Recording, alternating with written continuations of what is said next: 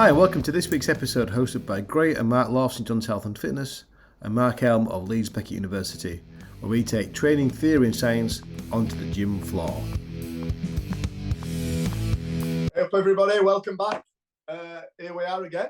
They fly by, don't they? There's little breaks in between this podcast, so we're here back talking about alcohol today. I'm sure it's a pretty big subject.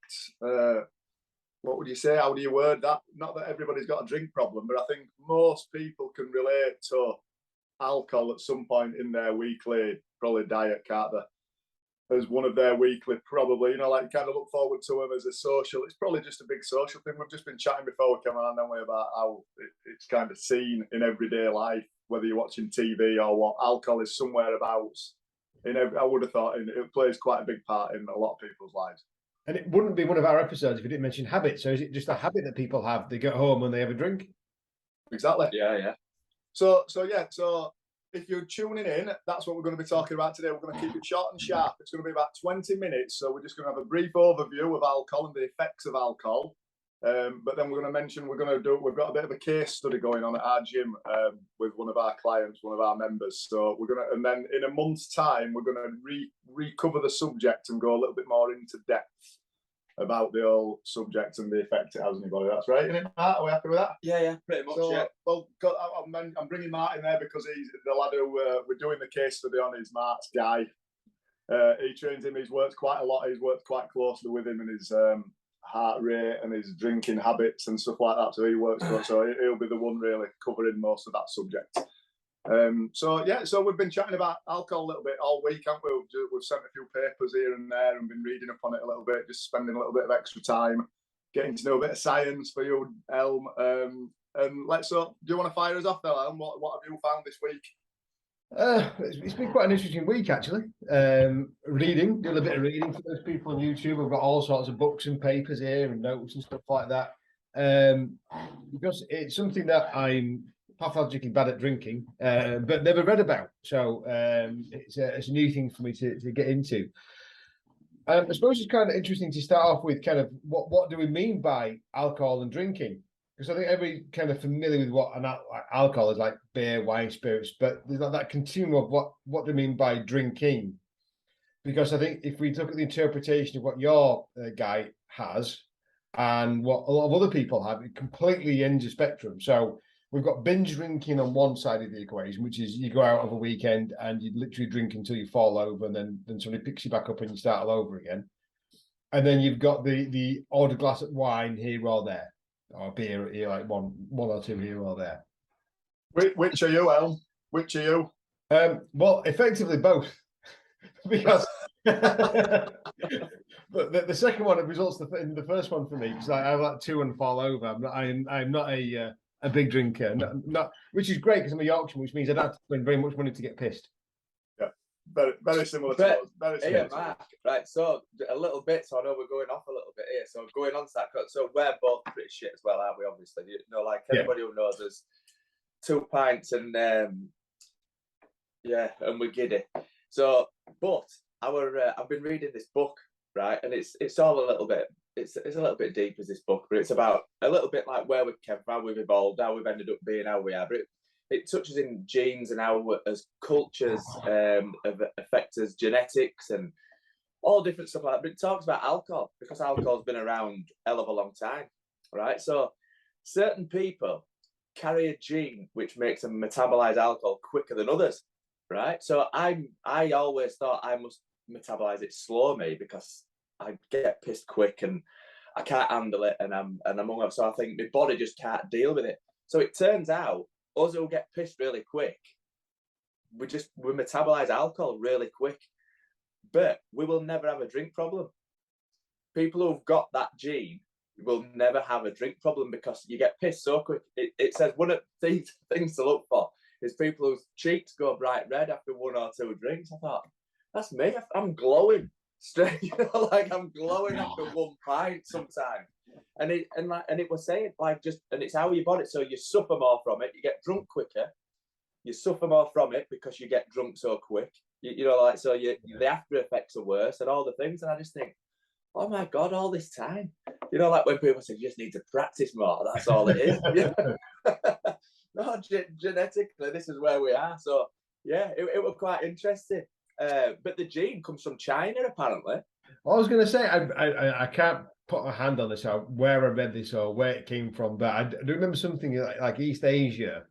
Those kind of, that kind of population around there are like really bad at metabolizing alcohol and get drunk really easily, whereas Northern Europeans are on the other end of the scale. So you clearly have genetic heritage from East Asia. Yeah, but and it's all because they discovered the alcohol earlier. They were making rice wine. Something like 9,000 years ago, something like that. I did not think that we talk about that today. There we go. Wow. Every day's a school day. It just reminds me of our Christmas. Every year we have a Christmas catch up with all the lads we used to know back when we were kids. An hour and a half, and we're done out. We're at home an hour and a half after we meet up. Yeah, it's the worst drinking session ever. We meet up once a year. Once a year, we come from all different parts of the country now. An hour and a half on the taxi home on the way to bed. Yeah, it's really bad. We should just meet up and go for a walk or something like that instead. Let's not get carried away. A coffee would be better. No, them couple of beers are nice, aren't they? It's not a bad thing, is it? It's, you know, like, but it's the old moderation thing, isn't it? So go on then, right? So fire away. Let's talk about the science a little bit. Let's talk about the effects that alcohol has on the body. Yeah, so I suppose one of the things we just mentioned this off air. One of the downsides of reading science and research and literature is it never really truly reflects real life, because we can't recreate real life in controlled studies.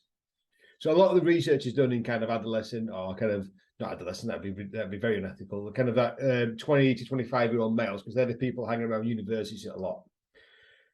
And it's very controlled about what happens. So it doesn't necessarily replicate somebody goes to work, then exercise, then drinks. So you have to kind of bear that in mind. So the literature won't tell us everything.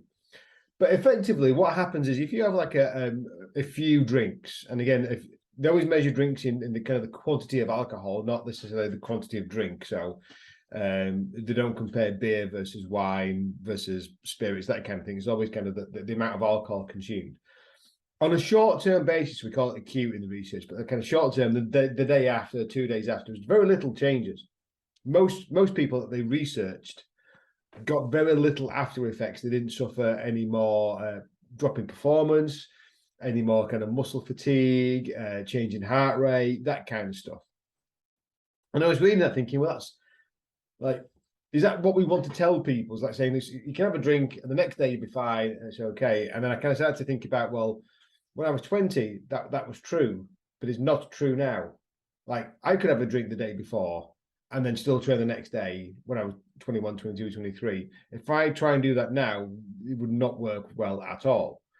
So I think there's an age thing, and I haven't really managed to find much in literature that looks at, as people age, does that change? Does the impact of a few drinks change over time?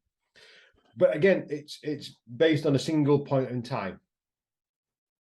So nobody ever just has a single drink on the Monday and then never does anything ever again. I think it's if you have a drink after work, is it every day? Is it every other day? Is it once a week? But there's always a pattern, isn't there? There's always going to be like people having multiple drinks over days, weeks, and months.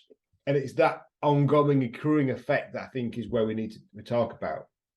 So the biggest thing I think from reading stuff, and there's actually some positive research about having alcohol.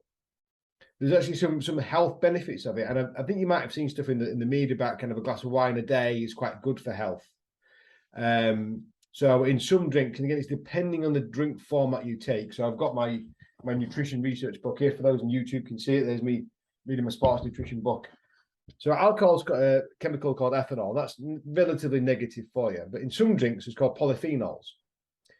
So you might hear polyphenols in things like berries, blueberries, things that brightly colour, that kind of thing.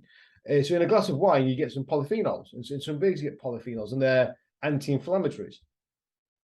So there are some positive health effects from having a small amount of alcohol in either a beer or a glass of wine. It's how much and how frequently and over how long a period of time. But the real story for me, I think, from what I read, was about sleep. I think I shared this with you guys during the week about it's not the effect of the alcohol itself, it's the effect that alcohol's the ripple effect of having alcohol. I sound like I've had one myself. So most people will know that, I hope you know anyway, that sleep is affected by your alcohol consumption in a really bizarre kind of way. So alcohol is both a sedative and a sleep disturber. And there's a time course between one effect happening and the other thing happening. So if you've had a few drinks, alcohol's a sedative, it will make you want to go to sleep. But as you process the alcohol, it's then going to disturb that sleep. So you might go to sleep quite easily when you first had a drink, or after you've had a couple of drinks, it's night time, you go to bed quite comfortably, quite easily. But a couple of hours later, you'll find yourself in a very, very disturbed sleep pattern. You won't be able to stay asleep. You'll be up and down all night, or very restless sleep. If we talked about a few weeks back, not even months back now, that if you have bad sleep, that has then a ripple effect into the following day. So we have certain hormones that are affected in good or bad sleep. So your appetite hormones, you'll be hungrier and hungrier for really rubbish, sugary foods. You'll be tired. So your kind of dopamine levels in your brain will be a little bit lower. You'll look for pleasure-giving foods. We talked about hedonic hunger last week, about hunger for things that give you pleasure. But if you're tired and you're a bit of a bad mood because you've got a bit of a hangover, you're going to crave those foods that kind of give you that kind of brain buzz, for want of a better term. You're then tired. So how many people then hit coffee the next day because we're tired as a kind of way of balancing yourself out? Well, coffee is a stimulant, and that has about an 18-hour half-life. So again, that's going to keep you awake all day and into the night. It's also what's called a diuretic. And alcohol's a diuretic as well. And what that term means is it's a way of getting water out of the body. So if you have alcohol and you have coffee, you're having two things there that are desperately trying to get water out of your body. So you're going to get more and more dehydrated. Well, we know that dehydration is really bad for you. It's going to make you lose concentration. Your physical performance is going to go down. Basically, most things get worse if you're dehydrated. So this cycle of events is this ripple in a pond effect that you had a few drinks the night before, you're going to sleep absolutely fine, and you think, well, that's okay, that's fine. And then it carries on and carries on and carries on. So what the paper was talking about that I shared was, if you've had a really bad day because you've had a disturbed sleep, you've had a load of coffee, and you're struggling to go back to sleep because of that coffee, you then quickly turn back to a couple of drinks because you know from your previous experience that helps you go to sleep. But it doesn't keep you asleep, and that's where you start to cycle into these negative spirals. I'm not talking about being a drink problem, like alcoholism or anything like that, but it's just a negative lifestyle habits, and that's where that's when it'll start to dig into training and diet and body composition and general overall markers of health. So that's kind of, I'm aware I've been talking for quite a while now, kind of in a very small nutshell, what I think I've kind of unpicked from what I've been reading. Yeah, well, I'm pretty sure everybody will have the same personal experience. If you've ever drunk, which how many people have never had a drink? There aren't many, is there?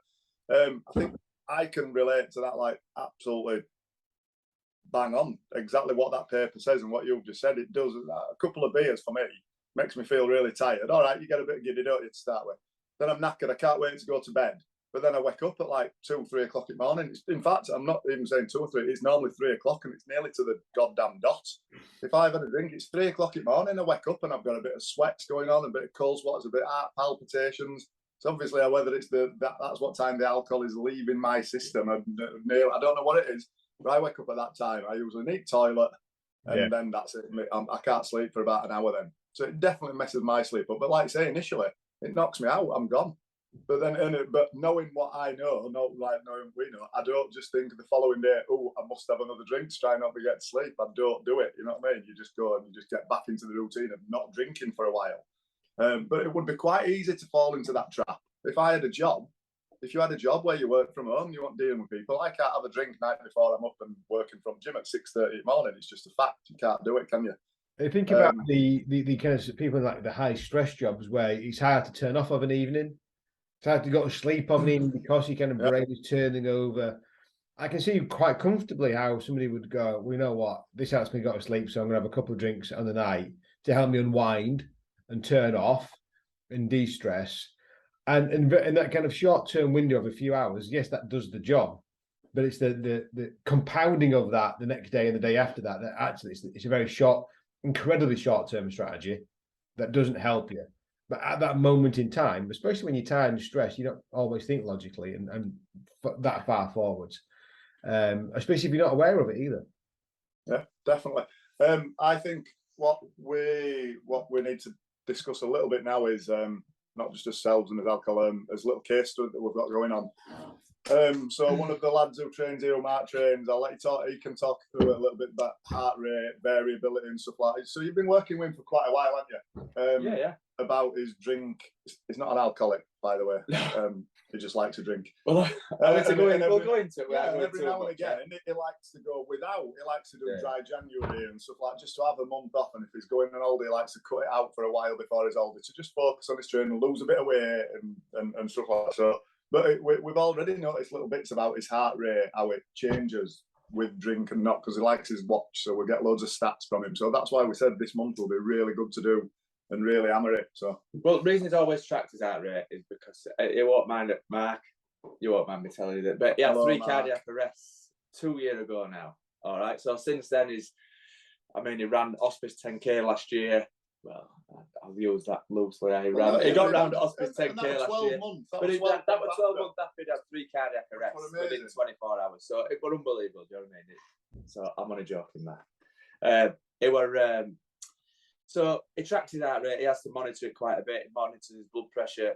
When we're training him, he's got the heart rate monitor on. So it went dry November before Christmas last year. He wanted to give him, and we noticed his recovery heart rate in between sets, end at session, resting heart rate when he woke up, his blood pressure were better.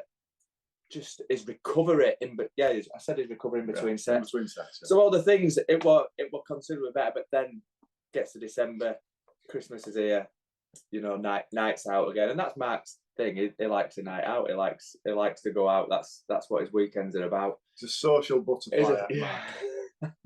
So anyhow, it's doing June. So we're tracking it. We've been tracking his recovery heart rate leading up to it, in between sets, particularly after we do a bit of cardio at end, a little bit of interval work. So we've been tracking that, and we're going to start tracking it. And as month progresses, and we're going to see how he goes and see where his stats are come end of month. We're even going to do a graph. Yeah, we might even do a graph for you. Yeah. We know you want what kind of graph? Yeah. Line graph or a I love a graph. Oh, I don't know. I think like a scatter thing and we'll just see which line. looks best. Yeah. So that's what we're gonna do. So anyhow, we're gonna look into it because his game for it, and he likes to see it himself. Is into it.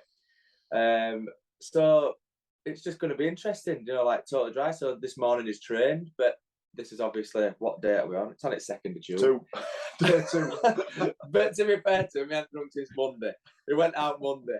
Bank holiday. So there we go. So I'm looking forward to seeing it again and tracking it a little bit again and see if it has the same effect as last time. And also his weight, see what effect it has on his weight. And he's obviously trying to eat better as well. But does that help him eat better as well? You see, that's where it goes on. Does he sleep better? His blood pressure when he wakes up. Do you know what I mean? There's all them things that we can look at. That just real life case studies, Mark, in it, rather than like you said, rather than your studies in a lab or like really like trying to cut out variables and stuff. It's like real life. Yep. Real life research. It's just only on one person, but Yeah. I've got access to 1,000. As you're describing that, just remind me of a study that I read. And this particular study gave these rugby players 8 vodka and oranges, made them exercise, were driven home and instructed to go to bed immediately. Yeah. Where was that study when I was a student? I didn't see anything like that whatsoever. As if they were going home straight to bed after 8 vodkas. Well, they got dropped off, waved by, and then jumped in taxi uptown. Oh, brilliant! Yeah. That was a right kind of prison. Yeah, that was great study. No, that sounds like really interesting. It'd be nice to hear what his experience is as he gets through the month. I suppose Monday to Friday you'll get a very normal experience, and then Saturday kicks around and going, how does that? Yeah. You replace that with something else. not alcohol, but Yeah. some other kind of reward, pleasure-seeking kind of behaviour kick in? Just hit takeaways harder because he's now not out drinking. Well, I don't think he'll do a takeaway thing because he's really trying. This is part of it. It's like a full-on, like, it's trying to have a bit of a full-on reset kind of thing. Like I said, I don't know where he's going to go in July. I don't know whether he's going to be, it's all out of window, but anyhow. So we'll see. So I don't think he'll go that route, but there's got to be something out there. You know what I mean? Yeah, I'm hoping it's walking. I'm hoping he's going to be walking a lot on the weekend. Got a problem with his legs. They don't walk past pubs. Yeah. Oh God. So that's it. So we will feed back to you, Elm. We'll feed back to you. Well, I know we'll chat obviously plenty. We'll keep you in the loop leading up to it. But then if you've been listening to that and you have found that quite interesting, you want to know more about alcohol and you want to go. So next episode we will do in another 4 week. First week in July, then we'll reschedule the alcohol. And we'll put Mark's results together and we'll chat more and just a bit more in depth. We'll keep researching a little bit more and we'll just discuss it. We'll just go a bit deeper. We'll just have more time, won't we? It'll be a discussion. I think, like you said though, Mark, I think when it comes to research on alcohol, it's going to be limited into what you can find. But your biggest thing that reading between it all just seems to be the effect it has on sleep. Like Grace says, you've said, it does my sleeping. Never sleep well, and usually at night after it affects it as well. And it might be that I've never really put it down, but I just know I'm always tired, but I never sleep as well. And obviously that depends on how many I've had, but I don't drink that many anymore.